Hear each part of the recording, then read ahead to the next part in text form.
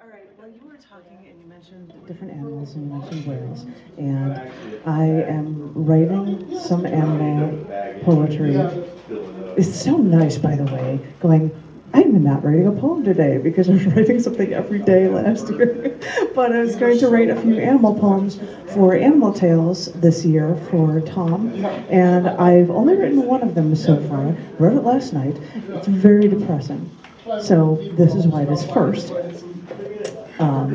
It is called One Lonesome Whale.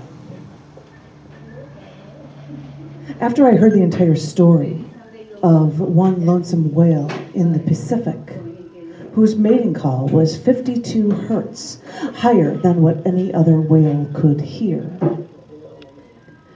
After I heard the entire story of naval researchers studying this sound for years and learning that only one whale made this mating call. After hearing this entire story, it pulled on my heartstrings, playing a melancholy melody that only I could hear as I fear for this one lost whale, never knowing the entire story, always feeling neglected, abandoned, and alone.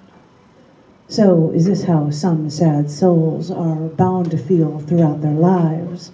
Will I swim to the deepest depths of the Pacific just so I could find this one lonely creature, so we could be together, but alone, neither one of us able to share our souls? Because hearing the entire story may not make a difference to help the truly unique creatures with their truly unique noises, calling, hoping someone will hear.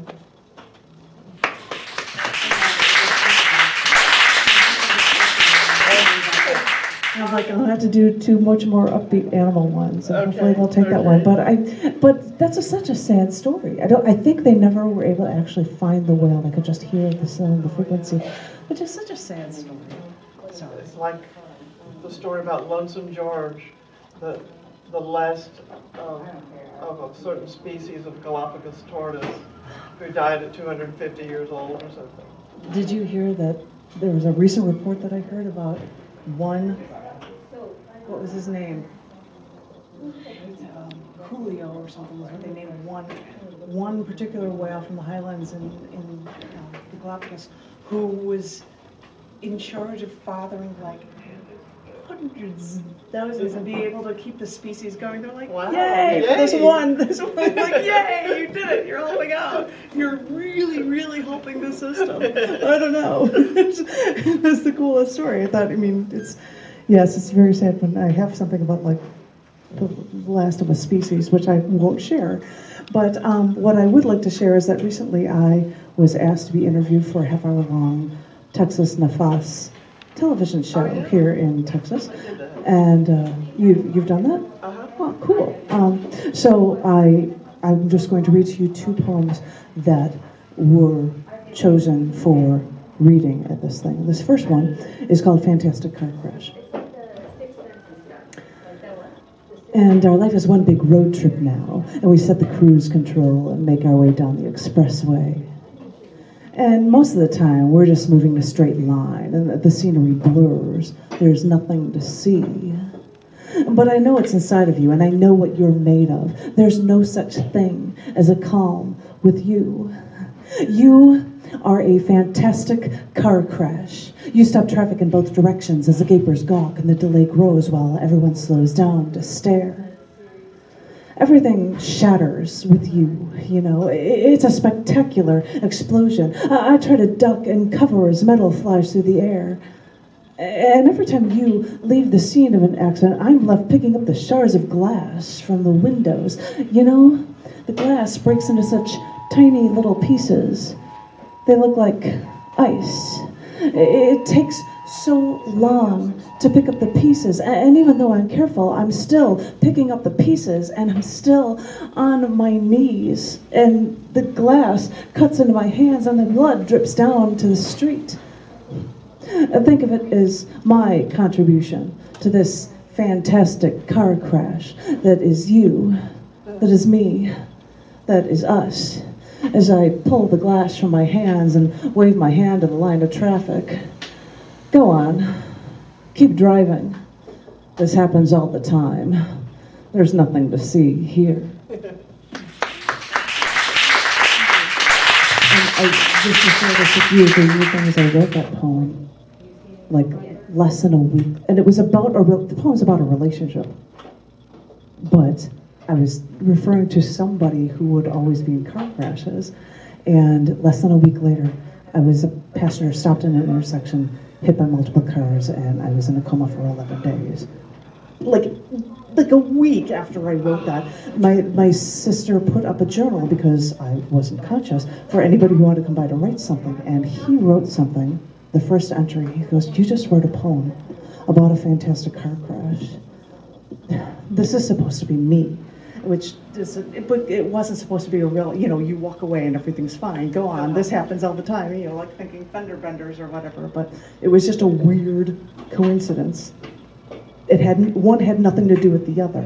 It's just that they were so close to each other. It was freaky. And this next one that I'm going to share with you is an edited version of a poem called Everything Was Alive and Dying. And I share this because January 1st was my 25-year anniversary of being a vegetarian. So it's fun to be able to talk about that and read this poem. And yeah, somebody claps. This is the studio recording of Everything Was Alive and Dying. I had a dream the other night. I walked out of a city to a forest, and there were neatly paved bicycle paths and trash cans every 50 feet and trash every 10. And as I walked, there was a stray cat. She still had her little neon collar on with a little bell.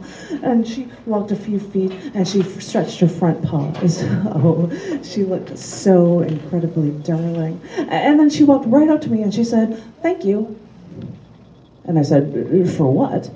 And she just looked at me for a second. Her little ears were standing straight up. And she said, "In some countries, I'm considered a delicacy." And I said, "How do you know of these things?"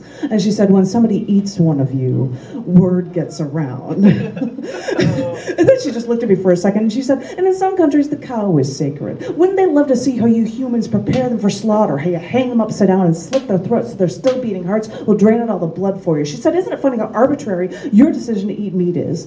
And I said, Don't put me in that category. I don't eat meat." And she said, "I know." And then I woke up in a sweat. So tell me, Ted, Canadian, Cuban, Cruz. So tell me, Nancy, my eyes are pried open, Pelosi. So tell me, Mitch, the slowest turtle, McConnell. So tell me, crooked Hillary Clinton. So tell me, entertainer-in-chief Donald Trump. So tell me, Barack Hussein Obama. If you woke up from that dream, would you be in a sweat too? Because everything is linked here. We destroy our animals so we can be wasteful and violent. We destroy our plants. We destroy our earth. We're even destroying our air. We wreak havoc on the soil, on the atmosphere. We dump our wastes into our lakes. We pump aerosol cans and exhaust pipes. And you think I'm extreme? And I'm beginning to think that we just keep doing it because we don't know how to stop. And deep inside, we feel the pain of all that we've killed, and we try to control it by popping a chemical-filled painkiller.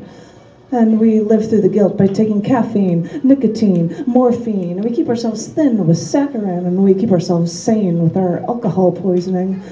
And the thing is, in the wild, you have no power over anyone else. But now that we're civilized, we create our own wild.